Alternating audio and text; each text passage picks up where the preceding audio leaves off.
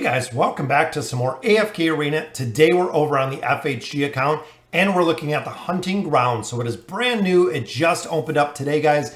If you cannot find a team for this, hit up Reddit. Reddit actually has a mega thread. I think it's called the mega thread to go ahead and join other teams if you're looking for specific factions, or you can just join in with the regular formations. So today we're just going to be going over a couple tips and tricks to make this easier when you start out. So as you can see here, FHG, right here I am for my first starting tile. As you can see, we can take 6 of our lands right there. So we're going to start with our camps.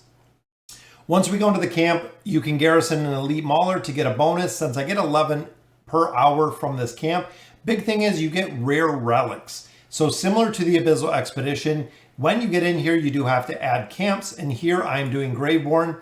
Make sure, remember, you can only use the teams that you bring, meaning that I want to make sure, one, I'm bringing support in here if support is available.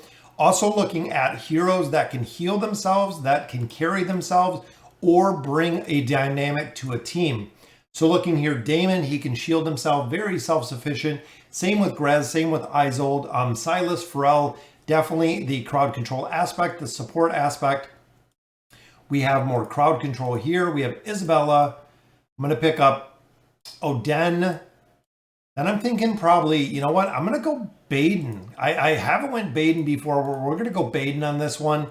And then as much as I like Thorin for the cheese, not sure how well the cheese is going to work in here. And he's not really built. So we're going to go with, I'm thinking Torn.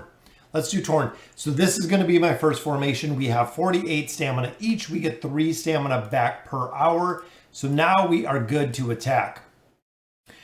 We can set up our formations in here, again, based on the heroes that we use. I'm going to keep Grez separate than Damon to make sure that we have a pretty strong team in here. And honestly, looking at my level, I don't think I'm going to need really that much to finish this team out. I think it's going to be pretty easy. Remember, guys, it is stamina every single attempt. You want to make sure that you're getting 3 stars.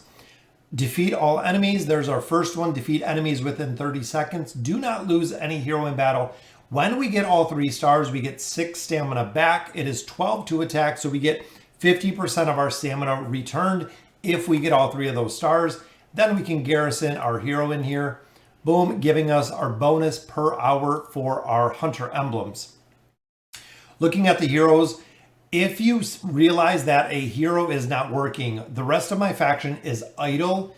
I can burn down some of the stamina or take them as close to 0 as I can get them. Once I get to that point, I could swap out, let's say, Baden for Kelthar. If I see Baden is not working very well, you can swap out heroes in here. In addition, when you click the hero tab, click on Isolde. This is where you get your relics, guys. Similar to the Abyssal Expedition, this is really what matters.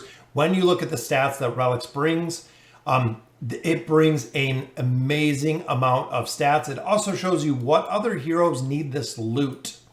So when you start accumulating relics in here, if there are other players that need this loot, you can actually go through to the bag and you can move excessive loot to the shared bag.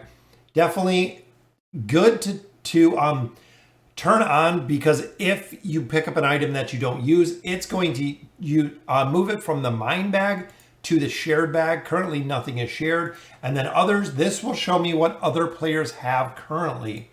So right now, this is what we have in my bag.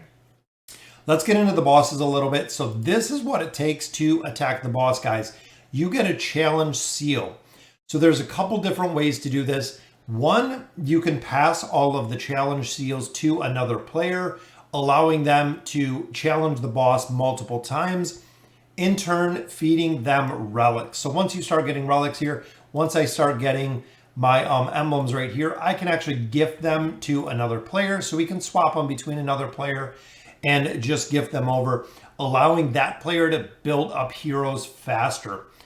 Most of the time that we've seen it before, the Celestial and the Hypogean Dimensional team comps do far better than the other faction teams just because of the nature of the heroes.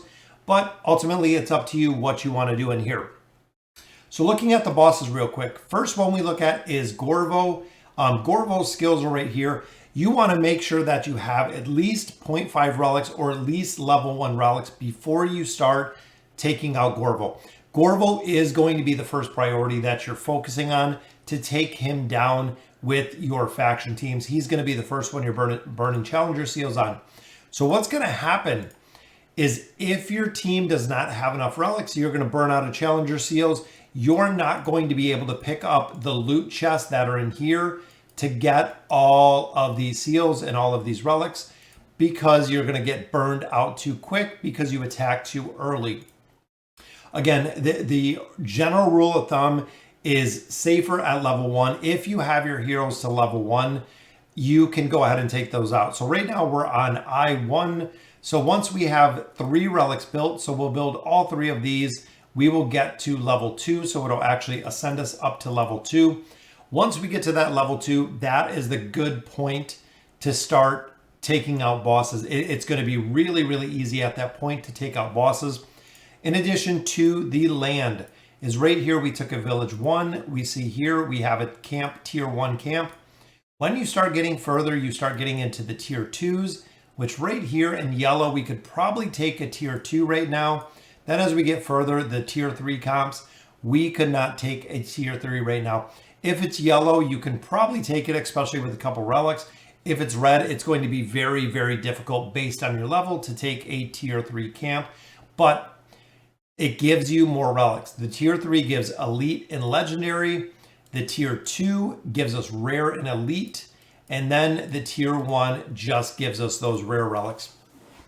So the faster that you can take higher level, you're going to get more of your hunter emblems every single hour. So getting those accumulated faster.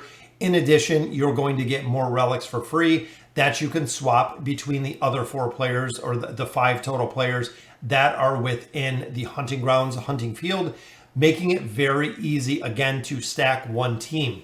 So deciding on which heroes are going to be the movement team, which heroes are going to be the teams you're going to use. It seems like just again from the last time that we have played this, that the Celestials, Hypogean, Dimensionals do really well. The Graveborn did really well. Lightbearers, not so much. They were more of a team that was perfect for movement, using their stamina to set up tiles and feed other heroes.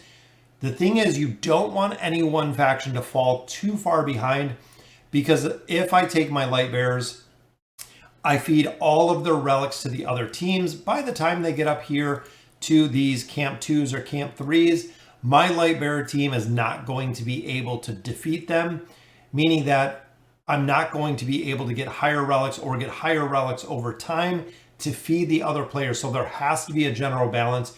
You can't take one team and feed 100% of all the relics to them, because you won't be able to build or progress with the rest of the team. So again, there has to be a kind of an even tier or an even level to how you're going to do this. Once you start building up your heroes, we can enter a new name. You can name your squad. Here is the requirements to level up. As we're going through here, there are the next requirements. We got to occupy some camps, collect hunter marks, obtain 5 pieces of rare loot, and then reach to tier 2 or higher with any hero squad twice. So again, you can focus early on. It is going to be really good to focus on one specific team. As you push further in here, one team is going to have to be stronger. It's going to be the one that's going to do a ton of damage, because you have to maximize those damage with your seals.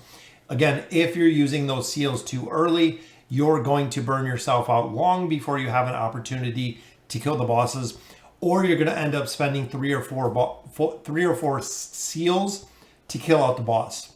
Theoretically, this should hopefully take 2 when you get to a higher level. You should be able to take him out 2, maybe 3 seals. I think 3 seals is pretty good. If you're using 4 seals, you need to level up a little bit more. And always, guys, communication is the key in this event. You are working as a team. You are working with team objectives. You are trying to finish this as fast as possible as a team. And that's exactly what you want to do. So guys, that is just a general overview of the hunting fields. If you're just getting into it, good luck. I hope you went with the team, got with the squad, picked out what factions you wanted to, or if you're going lone wolf, definitely worth it. The rewards in here are absolutely phenomenal. If you don't want to play, the hunting fields, 100% just go with the support role, guys. You only lose a little bit of resources, but you still get a ton of resources in turn, as long as the hunting field that you are supporting finishes the event or finishes the hunting field itself by killing a Drex. So guys, let me know in the comments what you guys think. That is just a quick rundown of the hunting fields. If you're not in there yet, thank you for watching. You can kind of see exactly what it's going to look like. If you have any questions, definitely post them down in the comments down below. And as always, thank you guys for watching.